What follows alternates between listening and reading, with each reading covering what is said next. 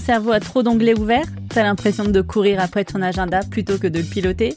Stop, respire. Bienvenue dans Ça papillonne, le podcast qui ferme les fenêtres inutiles pour redonner de l'espace à ton intuition et de la clarté à ton business.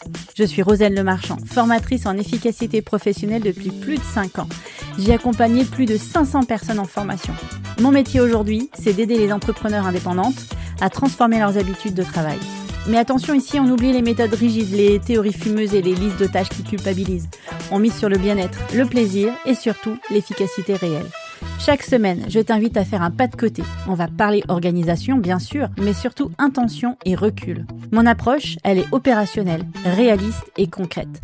Mon objectif est simple, que chaque épisode te donne des leviers actionnables pour rendre tes heures de travail plus qualitatives sans ajouter une once de charge mentale supplémentaire. Ici, on expérimente, on partage nos expériences et on simplifie pour mieux piloter son quotidien. Que tu sois en plein rush ou en moment de calme, installe-toi confortablement et laisse-toi guider vers une efficacité plus sereine, plus engageante et redoutablement efficace.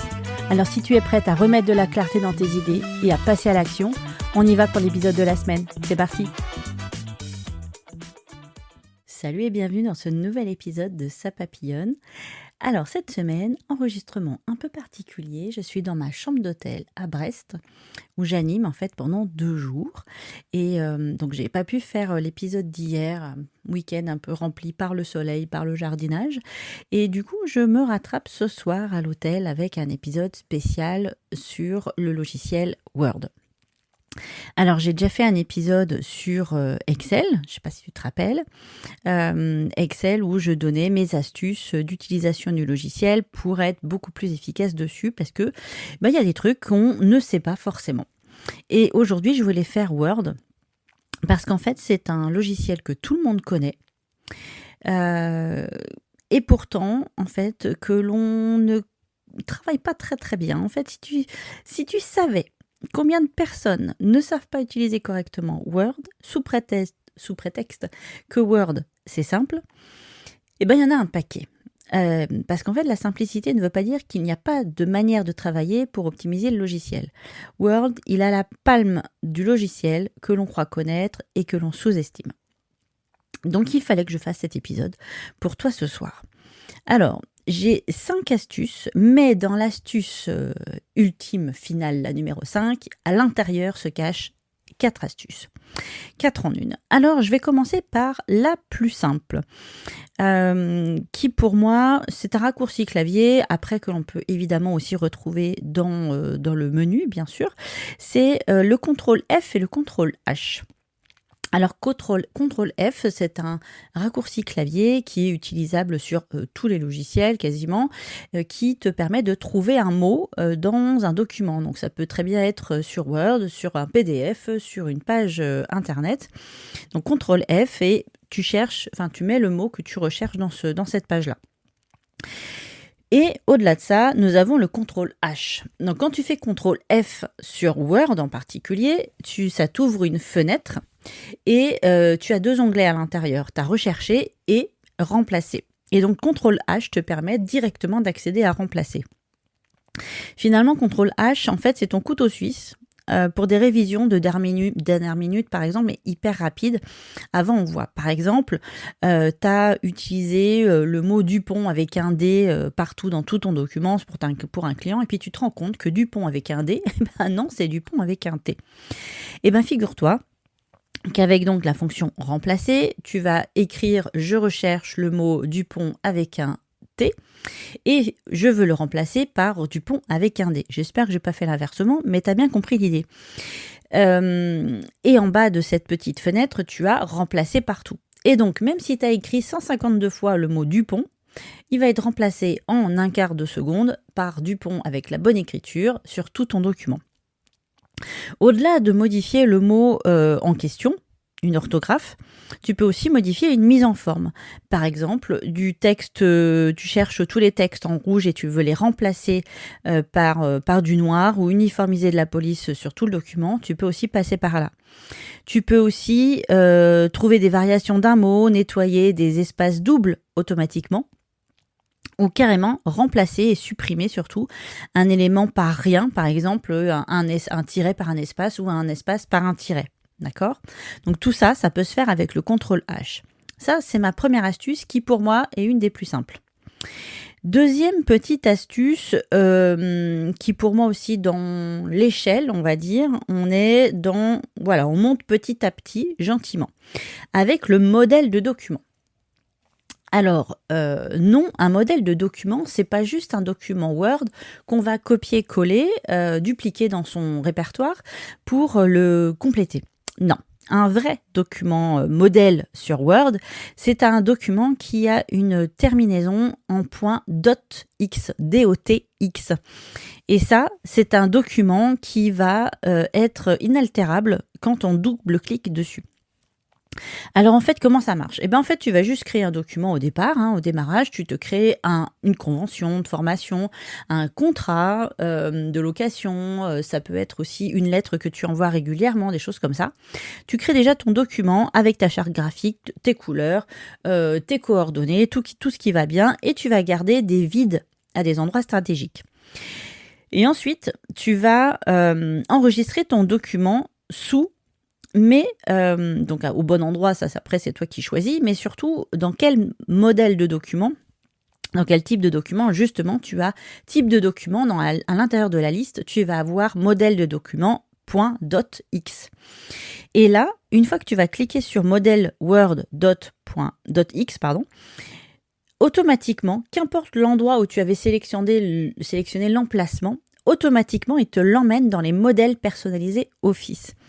Donc, ça veut dire que soit tu le gardes dans les modèles, dans les templates Microsoft, d'accord ? Soit tu le mets à un endroit qui, pour toi, te paraît le plus intéressant pour le retrouver pour plus tard et même le partager avec tes collègues.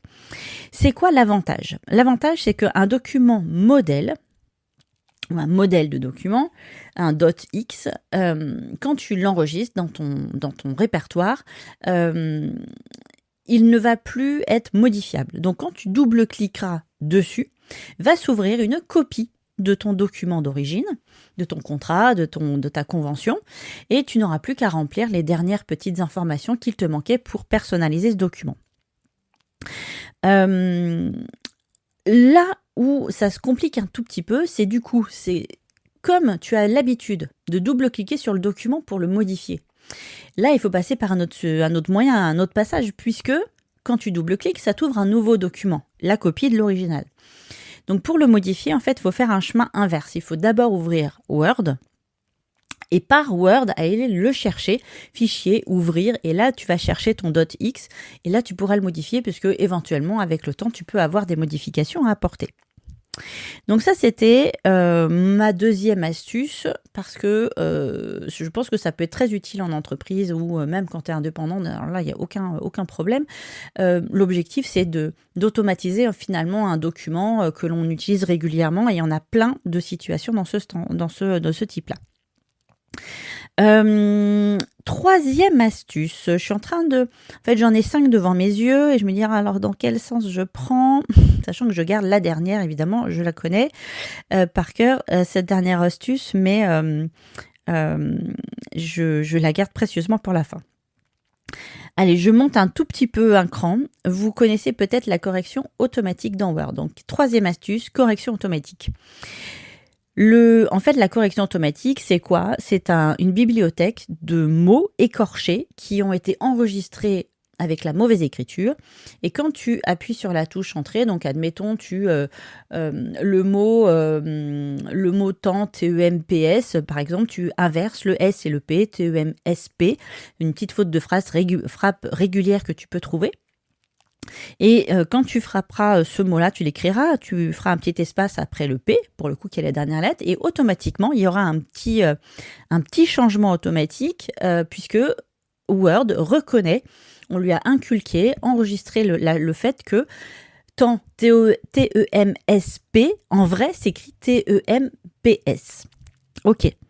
À partir de là, imagine tout ce que tu peux faire avec cette correction automatique. Tu peux utiliser tes initiales, c'est-à-dire moi, Roselle Le Marchand, je marquerai RL en majuscule avec un espace derrière pour lancer la recherche de la correction automatique et lui m'écrirait Roselle Le Marchand en entier. Imagine toutes les fois où tu as dû écrire le nom d'une personne avec une particule, avec un mot à rallonge, avec des lettres un petit peu, avec des consonances étrangères et du coup un peu russe, un peu autre, un truc, voilà, on n'a pas l'habitude en France d'entendre et surtout d'écrire. Et bien là, tu l'écris une seule fois correctement dans le dictionnaire et paf, ton mot sortira tout seul. Tu peux avoir des services de personnes, un poste par exemple, le poste de quelqu'un avec tout un truc à rallonge, secrétaire de mairie, de machin par exemple. En tout cas, tout ça, ça s'enregistre. Alors comment on enregistre ça ? C'est là où c'est hyper simple en fait. Tu vas ouvrir ton logiciel Word, admettons, mais tu peux très bien aussi le faire sur Outlook, par exemple. Tu vas dans Fichier, Options, et à l'intérieur des options, tu as une fenêtre en fait qui va s'ouvrir et tu vas aller dans Vérification. À l'intérieur de Vérification, tu as les options de correction automatique. Et donc là, tu vas voir un tableau avec les écritures, éventuellement avec des fautes de frappe, et la vraie écriture sur la droite. Donc tu peux déjà regarder, être curieux ou curieuse de tout ce qu'il y a à l'intérieur de cette bibliothèque. Et tu verras qu'il y a beaucoup de choses avec des fautes de frappe. Genre, c'est-à-dire, où il n'y a pas les tirets entre c'est, à et dire, et par défaut, il les remet automatiquement. Donc, quand tu as un nouveau comme ça à rajouter, tu as une case vide en haut, 2 cases vides, tu as l'écriture incorrecte et l'écriture correcte. Donc, tu peux extrapoler cette option-là avec l'écriture raccourcie, par exemple des initiales, des des raccourcis, je trouve pas le mot là tout de suite maintenant, des initiales, plein de petites lettres, voilà, où tu sais que ça veut dire je vous prie d'agréer, etc., etc. Donc ça peut être aussi un ensemble de mots, vraiment une phrase complète. Tu vas donc remplir les 2 cases, tu vas enregistrer, ajouter, et puis OK. Et donc tu peux faire directement la vérification. Tout de suite après, tu peux aller faire ta petite vérif, écrire ton mot que tu as écrit dans ta bibliothèque version entre guillemets mauvaise, et tu mets l'espace après derrière pour lancer la correction automatique, et tu verras que la phrase en entier apparaîtra, le poste en entier apparaîtra, le nom de famille apparaîtra en entier, etc. Voilà, ça c'est un super outil pour automatiser des noms compliqués, des phrases entières, voilà, des choses assez simples, mais qui sont tout le temps répétitives. Moi, je trouve ça génial. La version un petit peu au-dessus des corrections automatiques, c'est les quick parts. Alors, si tu ne connais pas les quick parts, en fait, là, c'est carrément un bloc entier de texte que tu peux enregistrer comme des formules de politesse, des signatures, des clauses contractuelles, des intros de podcasts, par exemple, que tu peux aller récupérer. Et en fait, donc là, c'est plutôt dans le menu insertion, et plutôt sur la droite, tu vas avoir Quick Part. Et déjà, il y a peut-être des choses qui sont par défaut enregistrées, et tu verras qu'en fait, ce texte que tu vas peut-être enregistrer dans Quick Part va apparaître après. Donc, comment on fait ? Tu vas écrire tout ton texte là que tu veux garder et toujours rappeler régulièrement. Tu l'as écrit. Tu le sélectionnes en entier, d'accord ? Tu vas dans Insertion, Quick Part, et là, tu as une option dans ce petit menu-là qui s'appelle Enregistrer la sélection. Tu vas lui donner un nom plutôt court et tu vas l'enregistrer. Et la prochaine fois, en fait, que tu vas avoir besoin de ce texte, soit tu repasses par Insertion et tu as la visu des différents blocs de texte que tu as enregistrés, soit tu peux taper aussi le nom de ton Quick Part que tu lui as donné juste avant, et tu appuies sur la touche F3 pour l'insérer automatiquement. Alors, on monte d'un cran, n'est-ce pas ? Et ça, c'est donc pas mon feu d'artifice final pour ces astuces. Ensuite, à la 4e. Et donc, la dernière est juste énorme parce qu'elle combine, à partir d'une seule astuce, plusieurs choses. Il y a plusieurs choses qui vraiment en découlent. En fait, sur Word, la plupart des gens ne connaissent pas les thèmes. Pourtant, les thèmes, c'est ce qui va régir énormément de choses sur un document. La police, les couleurs de police, comme les couleurs des formes, des graphiques que tu peux créer, les espacements, Tu peux avoir 2 types de police, un pour les titres et un pour le texte. Et tu vas avoir des styles qui en découlent. Donc déjà, au départ, tu peux aller voir dans l'onglet Conception, dans ton ruban de Word, Conception, et tu vas avoir différents thèmes qui te sont proposés. Et par défaut, on a un thème Word Microsoft un peu dégueulasse que tout le monde voit, et les couleurs sont archi connues. Donc si tu as envie juste de changer un petit peu, tu as plein de thèmes que tu peux aller sélectionner pour voir comme ça. Et si tu as un document qui est déjà écrit, déjà rédigé, tu pourras voir directement ce que ça fait en fait d'en sélectionner un autre. Dans chaque thème, tu peux avoir des variations de couleurs.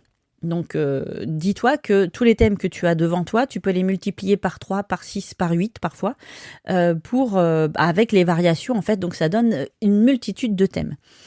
Donc, une fois que tu as appliqué un thème à ton document, tu as donc accès aussi à une palette de couleurs et à une palette de police. Donc, ça, c'est modifiable pour tout un document. Une fois que tu as été chercher ton thème, la chose à utiliser et qu'il faut impérativement utiliser pour des documents longs, des rapports, des mémoires, même des conventions, des contrats, des choses comme ça, des choses un petit peu longues, on va utiliser les styles de titres. Ces styles découlent complètement du thème que tu vas avoir sélectionné en amont.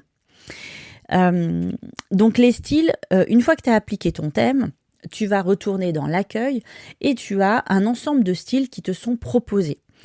Et tu verras même que quand tu sélectionnes un thème, quand tu restes dans l'onglet Conception, tu verras différentes mises en place du thème, donc et c'est là que tu vois en fait des écritures différentes, plutôt jaune, plutôt en majuscule, en gras, des choses comme ça qui s'alignent sur la droite du thème.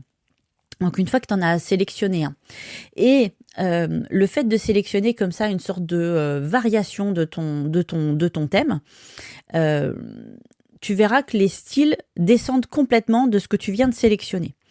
Donc je répète, 1, je prends un document qui est déjà rédigé, comme ça on voit directement ce que ça fait le thème. 2, conception, je vais sur un thème, j'en choisis un au hasard et je vois ce que ça fait. 3, je vois que après avoir sélectionné un thème, je vois sur ce même menu conception qu'il y a plein d'écritures en haut avec des titres et des sous-titres et des titres tout court et des titres 1. Tu verras titre 1 et sous-titres. Et en fait, ce sont plein de mises en place différentes et tu en choisis une au hasard. Et c'est normal si tu ne vois pas de modification sur ton texte. Parce que si tu n'as pas appliqué des styles de titres sur ton document, ça n'a pas de conséquences. Donc, dernière option, une fois que tu as sélectionné ta variation de thème, tu vas retourner sur l'accueil et là, tu as un espace dédié au style de titre. Alors, comment ça se passe ? Le style de titre, à l'intérieur, tu as plusieurs catégories d'écriture. Tu as le normal, qui est l'écriture normale. Du coup, quand on écrit sur une feuille, on est toujours en normal, en style normal. Après, tu vas avoir le style titre. Et le style titre, c'est le titre de ton document. D'accord ? Ensuite, tu vas avoir titre 1. Les titres 1, imagine que ce sont tous les titres de tes chapitres. Chapitre 1, chapitre 2, chapitre 3, on va lui appliquer le style titre 1. Le titre 2, dis-toi que c'est un sous-titre du titre 1. Et que titre 3, c'est un sous-chapitre du titre 1, donc un sous-chapitre du titre 2. Et grâce à ces styles de titres-là, titre 1, titre 2, titre 3, une fois que tu les as appliqués en fait à ton document, tu peux changer autant de fois de thème que tu veux. Tous tes titres seront modifiés à chaque fois, non pas en termes de contenu, mais bien en termes de forme et de mise en forme. Donc la couleur, la police, les espacements, etc. C'est ce qu'il y a un fond de couleur ou pas. Donc je t'invite à essayer sur un document déjà peut-être fait. Et la dernière chose, non, il y a encore 2 trucs à l'intérieur de cette astuce qui est donc la dernière en mode feu d'artifice. La troisième chose qui est donc à retenir, c'est que uniquement grâce à l'utilisation des styles titres 1, 2 et 3 que l'on va créer une table des matières, un sommaire, Donc comment ça se passe ? Donc tu as mis ton thème, tu as choisi ta variation qui te plaisait, tu as appliqué les styles titre 1, titre 2, titre 3 à tes chapitres, tes sous-chapitres, etc. Tu vas laisser de l'espace sur une page au début de ton document pour y insérer une table des matières automatique. Et donc tous les styles, tous les titres avec un style titre 1, titre 2 ou titre 3 vont automatiquement remonter dans ton sommaire. Et dès que tu as besoin de modifier le nom d'un chapitre, il suffira simplement d'actualiser ton sommaire pour que ça se fasse tout seul. Autant dire que quand tu es en formation sur Word, ce truc-là peut paraître assez magique. La dernière petite chose pour finir mon petit feu d'artifice sur Word, grâce au thème, tu peux travailler aussi en mode plan. Donc là, par contre, ça s'applique. Donc une fois que tu as mis en place les styles titre 1, titre 2, titre 3, tu vas te retrouver avec une sorte de chapitre et tu vas avoir une petite flèche sur la gauche du titre où tu peux en fait dérouler ou pas dérouler. Tu peux raccourcir ton document et ne travailler que sur un chapitre en particulier. Le mode plan, en fait, c'est dans l'affichage qu'on va le trouver. Affichage et mode plan, et tu vas avoir sur le côté toutes tes têtes de chapitres que tu auras notées et stylisées, titre 1, titre 2, titre 3. Et si tu veux te balader en fait dans ton document, si ton document il fait 200 pages, je pense aux personnes qui font des mémoires en particulier, ou les personnes qui corrigent des mémoires pour quelqu'un, c'est en fait d'utiliser le mode plan pour se balader de chapitre en chapitre, parce que même si le document est très très long, sur la gauche, du coup tu peux vachement bien te déplacer à l'intérieur du document sans avoir à dérouler toutes les feuilles du dit document. Et donc il y a même moyen de déplacer les chapitres s'ils ne sont pas à la bonne place. Et quand je dis je déplace les chapitres, c'est-à-dire que je prends un chapitre ayant un style titre 1, si je clique sur la petite flèche qui est sur la gauche du titre, sur sa ligne, il y a une petite flèche, ça va embarquer tout ce qui suit le chapitre 1 et je peux le prendre et le déplacer à un autre endroit. Et ça, c'est quand même magique parce que combien de fois on fait du copier-coller en se disant que mince, peut-être que j'ai fait un problème de saut de ligne, de machin. Bref, ça peut être vite casse-pied et on peut vite se mélanger les pinceaux. Donc, mode plan, hyper intéressant, et puis ce petit déroulement-là de chapitres aussi extraordinaire. Donc voilà mes 5 astuces, sachant que dans la numéro 5, on en a 4 en une. Ça en fait 9 au total. 9 astuces sur Word. Qui dit mieux ? Eh bien, si toi tu veux toute seule ou tout seul une formation sur Word ou en groupe, n'hésitez pas dans une entreprise à faire appel à moi parce que vraiment, je peux vous faire gagner un temps de taré sur un document Word alors que Word, c'est quand même connu. Je vois pas pourquoi je ferais une formation. Ben si, juste pour gagner du temps. Et ça n'a pas de prix. Voilà, et écoute, cet épisode est terminé. J'espère que ça va t'aider. N'hésite pas à me dire ensuite quand je vais poster cet article cet épisode sur LinkedIn ou sur les plateformes de podcast, je vais y arriver, un petit commentaire pour me dire si ça t'a aidé. Je serais très contente. Je sais que j'ai révolutionné la vie d'une personne il n'y a pas très longtemps avec l'outil tableau sur Excel. Donc, je suis quand même je suis toujours émue de me dire que je suis utile à quelques personnes et moi ça me va très bien. Je te souhaite une très bonne journée, une très bonne soirée, une très bonne nuit, qu'importe le moment où tu m'écoutes. Mais en tout cas, prends soin de toi et je te dis à très bientôt. Ciao, ciao. Merci d'avoir partagé ce moment avec moi. J'espère que cet épisode t'a permis de faire ce pas de côté et que tu repars avec une idée concrète à tester dès aujourd'hui. Pour aller plus loin dans ton organisation, sache que j'accompagne les entrepreneurs comme toi et que je propose une formation à distance complète pour reprendre durablement les commandes de ton efficacité. Tu trouveras tous les détails du parcours bien dans mes baskets sur mon site r-zen.bzh. Pour ne rien manquer des prochains déclics, abonne-toi sur ta plateforme préférée. Et si cet épisode t'a aidé, la meilleure façon de me soutenir est de lui laisser 5 étoiles et un avis. Ça aide vraiment à faire voyager le podcast. Tu as une problématique précise en organisation ou une envie de sujet ? Viens m'en parler sur LinkedIn ou via les commentaires. Je construis mes épisodes pour et avec toi. D'ici là, prends soin de ton temps et de ton énergie. On se retrouve la semaine prochaine pour une nouvelle exploration. Salut !